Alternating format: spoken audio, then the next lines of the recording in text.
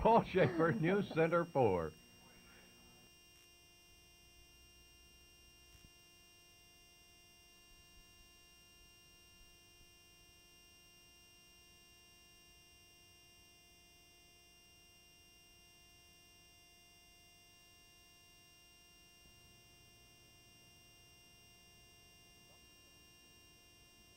Dr. Tom McNish is the chief in residence and family practice in Bexar County Hospital District, elected to that post just last Friday.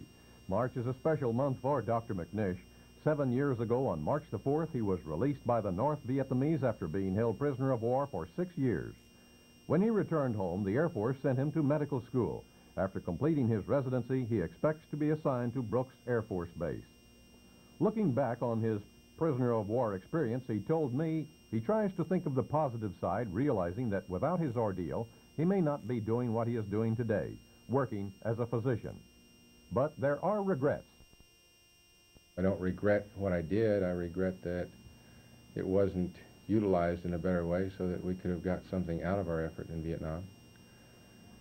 And of course, every once in a while, I see Jane Fonda's name on a billboard, and I think back to hearing, her making tapes in Vietnam, broadcast to our soldiers, encouraging them to kill their officers. And Dr. McNish was shot down in September of 1966 while flying an F-105 over North Vietnam. The North Vietnamese provided Newsweek magazine with these pictures. They call them the capture of then First Lieutenant Tom McNish. He said this picture was set up 3 days after his actual capture. While a prisoner of war in Hanoi, he decided to become a physician. He felt it would be challenging and would be of service to others. Paul Schaefer, News Center 4.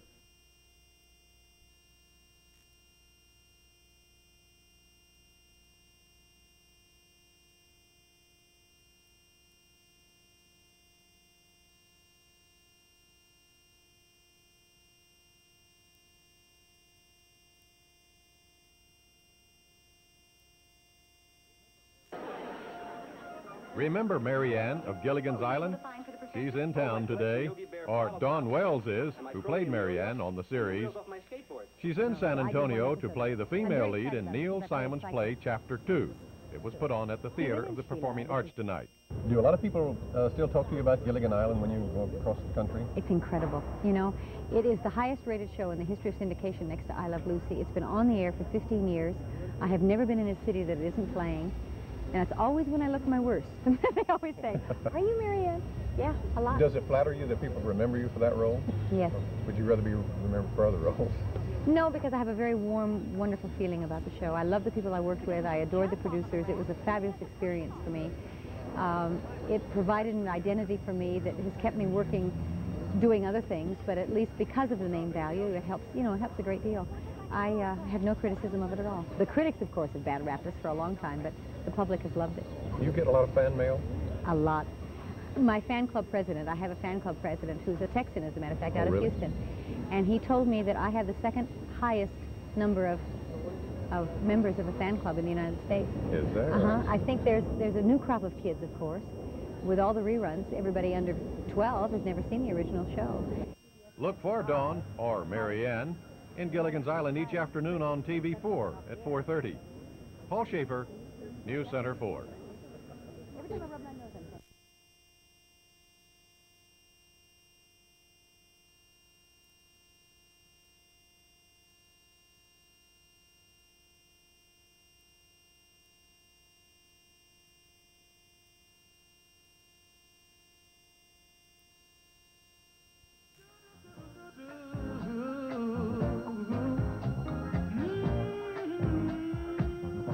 All That Jazz stars Roy Scheider as Joe Gideon, a movie director who grew up as a vaudeville performer, is a dancer, and a perfectionist. He's a man who drives himself very hard, perhaps too hard. The 20th Century Fox and Columbia Pictures film was directed and co-authored by Bob Fosse, a man who did all the things Joe Gideon does in the picture. During a visit in Dallas with the Oscar, Emmy, and 8 times Tony Award winner, I asked him if Joe Gideon is Bob Fosse. No, not really. It's based on some incidences that did happen to me. He is a director, choreographer, so am I, but a lot of it's been fictionalized and characters added, and things out of chronology, events, etc. It's about a hard-working, hard-driving man. Are you giving That a much message is true. there? That much is true. Are you trying to tell people that they work too hard, they're too much perfectionists? Yeah, I think people do. I think the idea of success in America has killed a lot of men. You know, the driving, pushing to be a success or to do something important. And I suppose that's part of what the movie says. Hopefully, it says it in an entertaining fashion, and there's singing and dancing in it. But Bob Fosse's movie All That Jazz has been nominated for 9 Academy Awards. Paul Schaefer, News Center 4.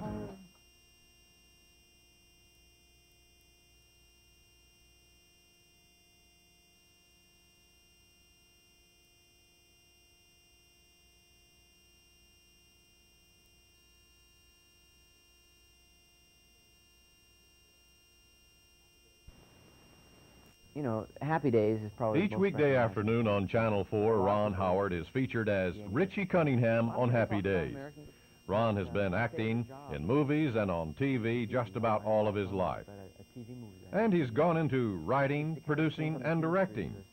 His latest effort in that field is the just-released movie, Leo and Laurie. I asked him which side of the camera he likes best. Directing. Why? I've always wanted to do it, and I finally got a chance about 3 years ago, and I've been doing continuing with that, and I just find it real gratifying and exciting. I just get really churned up doing it and thinking about it. And it's a lot more work, but I like it. What about the Happy Days crowd? Is that a real close-knit group? You all work real? Yeah. You look like, well, I mean, it's just a regular family there. This movie, Leo and Laurie, came out of that. Anson Williams and I are working on a project together.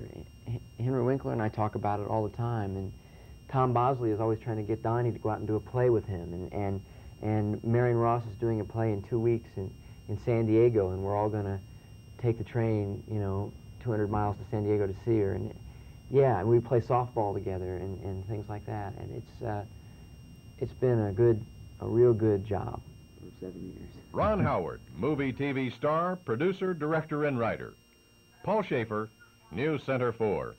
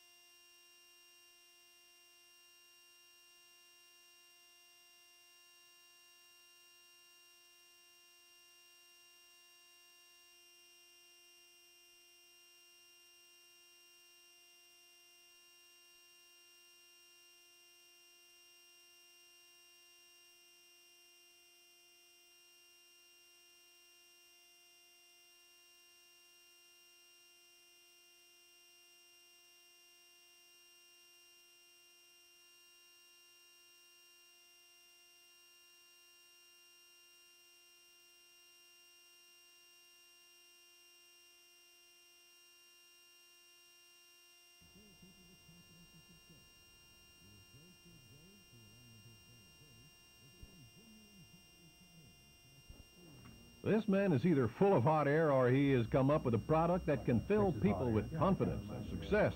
He's J.K. Groves, who, along with his brother Billy, is selling genuine Texas hot air in a plastic squeeze bottle. Is it for real or is it a gimmick? I listened to his sales pitch and I'm not sure. He told me his company doesn't have to manufacture Texas hot air. No, Texas now is a natural resource, kind of like our helium well up near Amarillo. It just is there in Texas. It's not to be found anywhere else except in Texas, as proof of the fact that you'll find more people in Texas with confidence and success, and even if they aren't, they make people out of the state believe they are. Groves explained after a slight squeeze into the nostrils, the user is overcome with an abundance of confidence. What reaction have you had from people that have tried the hot air? Oh, I think it changes their personality immediately.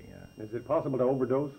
Oh, yes, yes. You don't want to do this to children because you could end up with a lot of spoiled brats that would be unmanageable.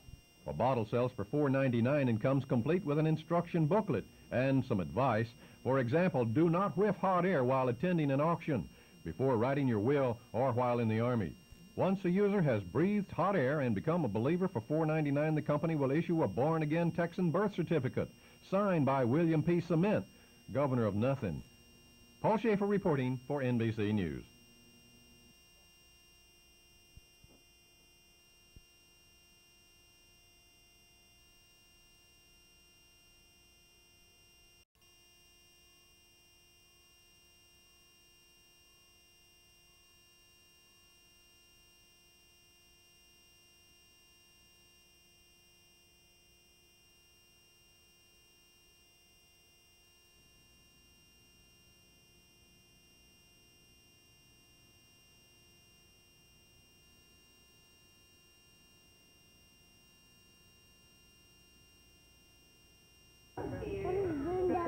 Within 5 years, zoos the world over could be faced with a hard decision: what to do about overcrowding.